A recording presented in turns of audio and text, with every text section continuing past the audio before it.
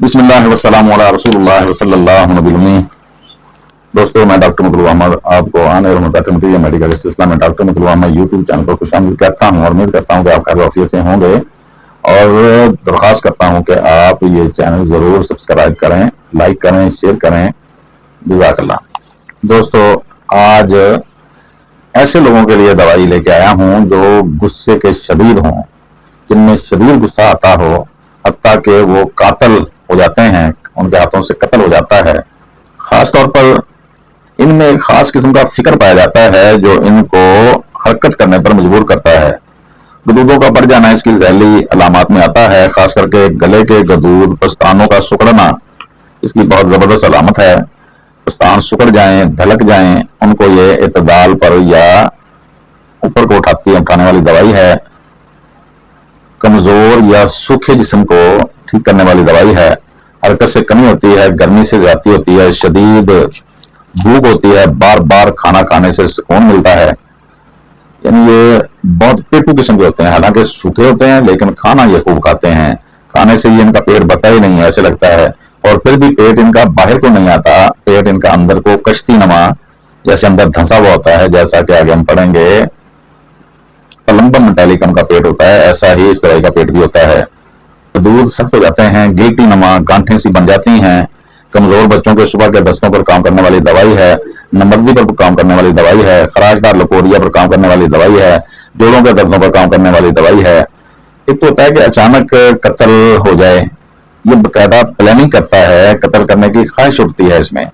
یہ قاتل لوگوں کی دوائی اس لیے کہا جاتا ہے کہ اس میں قتل کرنے کی خواہش باقاعدہ پیدا ہوتی ہے، حالانکہ خودکشی کی ترغیب بھی آتی ہے۔ تشدد کرنے والا ہوتا ہے، بلا وجہ تشدد کر سکتا ہے۔ ٹھنڈک سے سکون پاتا ہے، ٹھنڈک اس کو اچھی لگتی ہے، اسی والا کمرہ اس کو اچھا لگتا ہے، گرمی اس کے لیے بہت بھیانک محسوس ہوتی ہے۔ تمام مرضیں اس کی حرکت کرنے سے ٹھیک ہوتی ہیں، مگر سر درد حرکت کرنے سے بڑھتا ہے۔ اخراجات آرسینکم آیوڈائڈ یا آرسینکم کی طرح خراشدار ہوتے ہیں، آنکھیں باہر کو نکل آتی ہیں، کیونکہ عام طور پر یہ گلڑ پر بھی استعمال ہونے والی دوائی ہے، یعنی جس کو آپ ڈاکٹر کہتے ہیں، اس پہ کام کرتی ہے، اس کے لیے بڑی اچھی دوائی ہے۔ محنت سے خوب پسینہ آتا ہے، زبردست کمزوری محسوس کرتا ہے، گوشت سوکھتا جاتا ہے، کمزور ہوتا جاتا ہے، آنسوؤں کی تھیلی کی ہاتھ سوزش پر کام کرتی ہے، مالی خولیے پہ کام کرنے والی دوائی ہے۔ مصروف، جیسے پہلے میں نے عرض کیا کہ مصروف رہنا چاہتا ہے اور بھولنے والا بھی ہوتا ہے۔ یہ پیٹو افراد کی دوائی ہے، یعنی بہت زیادہ جو آپ کو لگیں گے کہ شرطیں لگا کر روٹیاں کھاتے ہیں، کھانا کھاتے ہیں، یہ ایسے لوگوں کی دوائی ہے، اور اس کے باوجود جیسے میں نے پہلے عرض کیا ہے کہ یہ ان کا پیٹ بڑھتا نہیں ہے۔ بہرے پن کو ٹھیک کرنے والی دوائی ہے، تھائرائیڈ کے دودھ پر کام کرنے والی بہت ہی اعلیٰ دوائی ہے، گلڑ پر بہت خاص اثر ہے۔ عام طور پر کتابوں میں لکھا ہے کہ یہ ہائی بلڈ پریشر پر بھی کام کرتی ہے، غصے کو کم کرنے والی دوائی ہے۔ جگر اور فیٹی لیور جس کو آپ کہتے ہیں، جگر اور تیلی بڑھ جاتے ہیں، اس پر بھی کام کرتی ہے۔ قبض اور اسال باری باری آتے ہیں، یہ بھی اس کا خاص سمپٹم ہے۔ جیسے پہلے میں نے بتایا کہ برسٹوں میں، پستانوں میں گلٹیاں اور گانٹھیں رسولیاں پڑ سکتی ہیں۔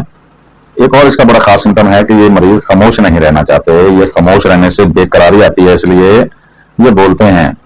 متواتر بولنا اور چیز ہے، وہ ہائیوسائمس میں یا سٹرامونیم میں بھی ہوتا ہے، لیکن اس میں بھی بے قرار ہو جاتا ہے، اگر بولے نا تو خاموش ہو کے بیٹھنا انتہائی ڈیفیکلٹ لگتا ہے۔ وہ اپنی مگن میں بولتے ہیں، ان کو پتہ نہیں ہوتا کہ کیا بول رہے ہیں، وہ اکیلے پن میں بولتے ہیں، لیکن یہ محفل میں بھی بولنا ضروری سمجھتے ہیں۔